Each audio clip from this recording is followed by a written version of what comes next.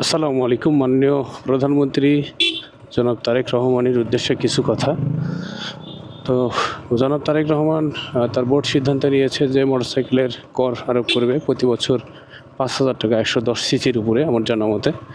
তো এই জিনিসটা নিতান্তই আমার মনে হয় যে একটা ভুল সিদ্ধান্ত আমি বলবো। কারণ সরকার মহল এসির মধ্যে বসে থেকে বোঝে না যে পাবলিক কতটা কষ্টে থাকে, আমরা কতটা কষ্টে থাকি, এটা সরকার মহল বোঝে না। আর এই কারণে হয়তোবা এই ধরনের সিদ্ধান্ত। তো এই সিদ্ধান্ত নেওয়ার আগে অন্তত জনমত জরিপ করা উচিত। জনমত কী চাচ্ছে, জনগণ কী চায় সেটার উপরে।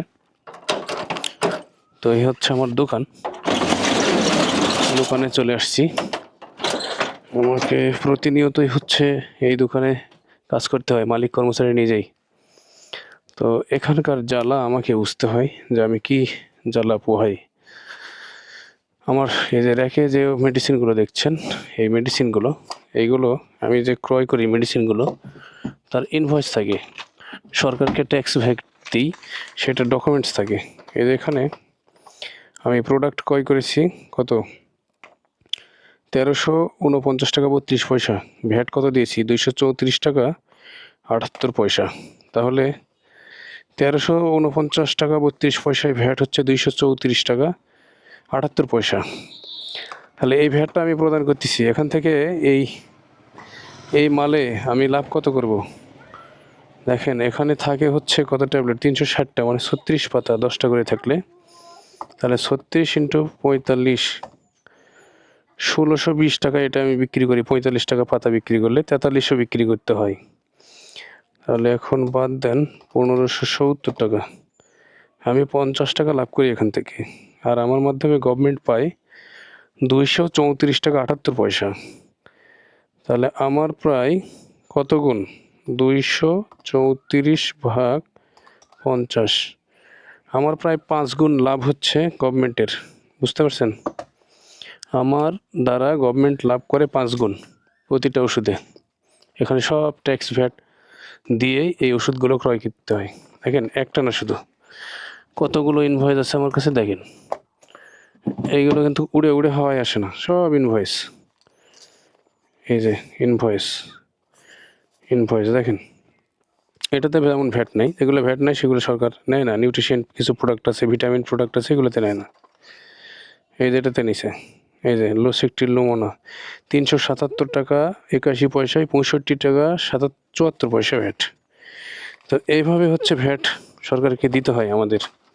আর আমাদের কাছ থেকে জনগণ এই ওষুধগুলো দিনে দিনে ক্রয় করে, সেগুলো জনগণ আবার পরিশোধ করে। কিন্তু একবারে কে দেয়? আমি দিই, আমাকে দিতে হয়।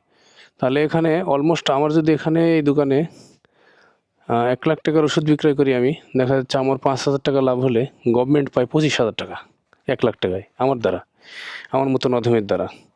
তাহলে আমি লেখাপড়া শিখে নিজে শিক্ষিত হওয়ার পরেও চাকরি বাকরি না করে এই যে ব্যবসা করে নিজে পরিশ্রম করতেছি হাড় ভাঙা, এসির মধ্যে না, এই কষ্টের মধ্যে থেকে, তাহলে আমার দ্বারা সরকার নিচ্ছে ২৫,০০০ টাকা বেনিফিট।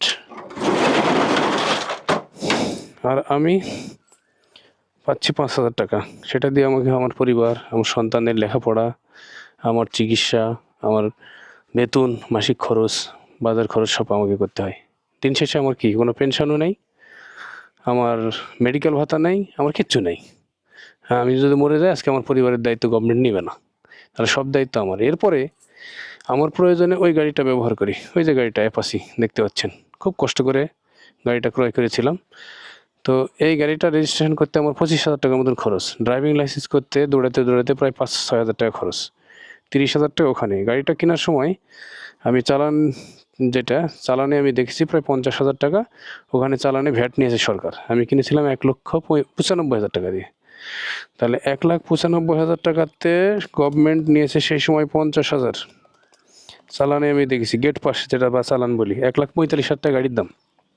৫০,০০০ টাকা তখন দিয়েছি গভর্নমেন্টকে, এই রাষ্ট্রকে। আবার দিলাম হচ্ছে রেজিস্ট্রেশনের প্রায় ২৫,০০০ টাকার মতন। গভর্নমেন্টের খাতে হয়তো ২২,০০০ টাকা পুষছে। আচ্ছা, ২২ই ধরলাম, এখানে ৩,০০০ মাইনাস করলাম, ৭২,০০০ টাকা গভর্নমেন্টকে দিয়েছি আমি।